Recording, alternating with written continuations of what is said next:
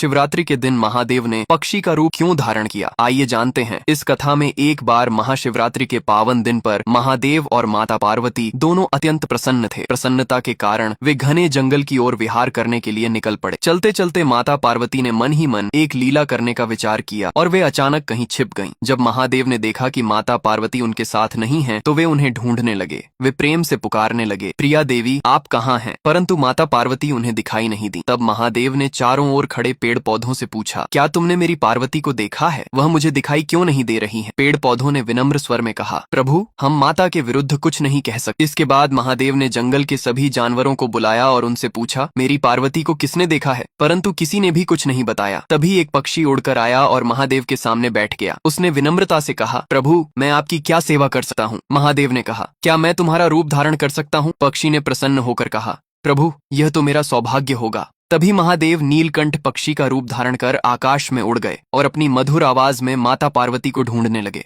उसी समय माता पार्वती एक कमल के फूल के भीतर जाकर छिप गई। महादेव उस कमल के पास पहुंचे और बोले, देवी मैं इस फूल के भीतर नहीं आ सकता क्योंकि यह फूल आपको अत्यंत प्रिय है। यदि आप बाहर नहीं आएंगी तो मैं चला जाऊंगा। परंतु माता पार्वती ने कोई उत्तर नहीं दिया। महादेव उदास मन से जंगल की ओर लौटने लगे। जब माता पार्वती ने देखा कि महादेव सचमुच चले जा रहे हैं तो वे कमल से बाहर आईं और चुपचाप उनके पीछे चलने लगी। महादेव ने उनके कदमों की आहट सुनी और रुक गए। तभी माता पार्वती ने कहा, प्रिया स्वामी आप कहाँ जा रहे हैं? महादेव ने मुड़कर देखा तो माता पार्वती लज्जा से मुस्कुरा रही थीं। तभी दोनों ने सर्प का रूप धारण किया और घने जंगल में नृत्य करने लगे। नृत्य करते करते महादेव के मस्तक से पसीने की बूंदें धरती पर गिरने लगी। माता पार्वती ने चिंतित होकर कहा, प्रिया स्वामी आपका पसीना इस भूमि पर गिर रहा है, इससे कोई अनर्थ न हो जाए। महादेव ने शांत स्वर में कहा, देवी चिंता मत करो। तभी पसीने की एक बूंद से एक और महादेव प्रकट हुए। उन्होंने आकर मूल महादेव के चरण स्पर्श की। फिर दूसरी बूंद गिरी और एक और महादेव प्रकट हुए। इस प्रकार लगातार पसीने की बूंदों से अनेक महादेव प्रकट होने लगे। यह देखकर माता पार्वती घबरा गईं। उन्होंने कहा, प्रिया स्वामी मुझे क्षमा करें, मैं आपसे हार गई हूँ। यह कहकर वे रोने लगी। महादेव हंसने लगे और बोले, देवी तुमने तो मुझे ढूंढ ही लिया। माता पार्वती ने कहा, मैं इतने सारे महादेवों को कहाँ रखूंगी? महादेव बोले, मैं स्वयं सबके लिए स्थान बना दूंगा। काशी विश्वनाथ, अमरनाथ और अन्य पवित्र स्थलों पर मैं अपने ही रूप में निवास करूंगा। वे स्थान सदा पवित्र रहेंगे क्योंकि वहाँ मेरे ही अंश प्रकट हुए हैं। यह कहकर माता पार्वती ने महादेव का हाथ थाम लिया। दोनों पुनः नीलकंठ पक्षी के ऊपर सवार होकर आकाश की ओर उड़ जाते हैं और माता पार्वती बोलती है, जो भी इस कथा को देख रहे हैं उसने मेरे महादेव के लिए लाइक और सब्सक्राइब नहीं किए हैं